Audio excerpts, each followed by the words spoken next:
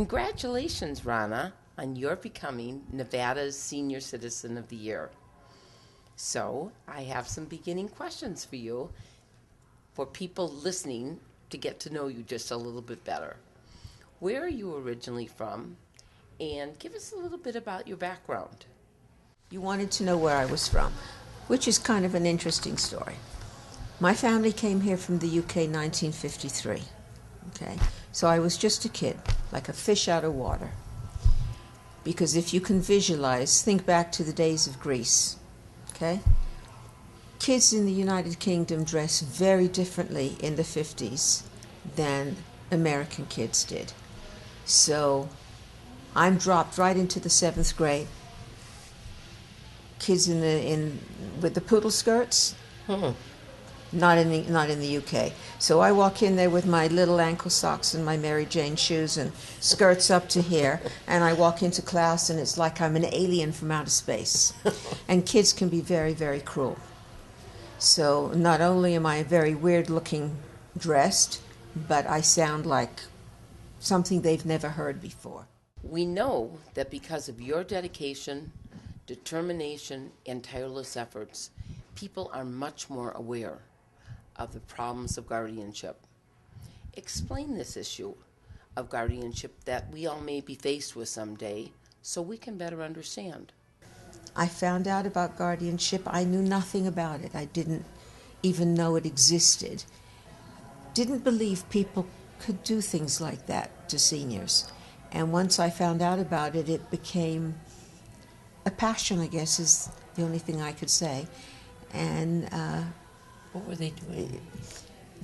I found out that when people become old and they have dementia, perhaps Alzheimer's, anything where they can't take care of their own affairs, and they have nobody, they have no family, they have no close friends that are willing to step in and do it for them, somebody somewhere along the line will call Elder Protective Services, or a family member might step in and abuse the situation. Somebody is going to report them to a governmental agency. That would be a good side, maybe. Or a professional guardian will step in, and the way it's supposed to happen is they'll come in and they'll take over and will start taking care of these things for them.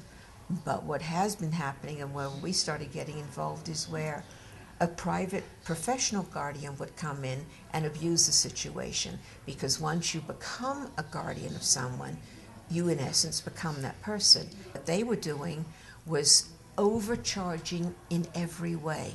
So they would, let's say, they would take them to the doctor, and then they would put in a bill for 2 hours taking them to the doctor at $250 an hour. They would take them to court for whatever had to be approved by the court, and let's say it's a professional guardian and they had to go to court for 5 people that day, and they're in court 20 minutes per person.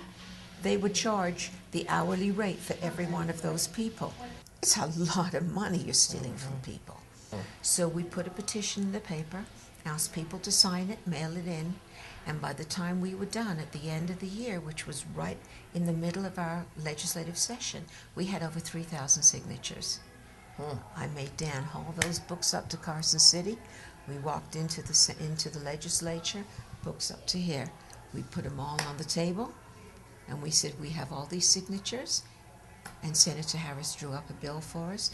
We have all these signatures. We want that law changed. And Senator Harris helped us. We got every single senator signed it. Then we took it to the Assembly. They signed it. We got it passed.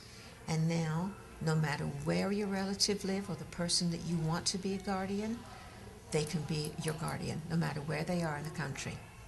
So that became effective January of this year. So Rana, thanks so much for coming. And from all of us here at SCA-TV, goodbye for now. And this is Judy Lloyd saying we'll see you soon.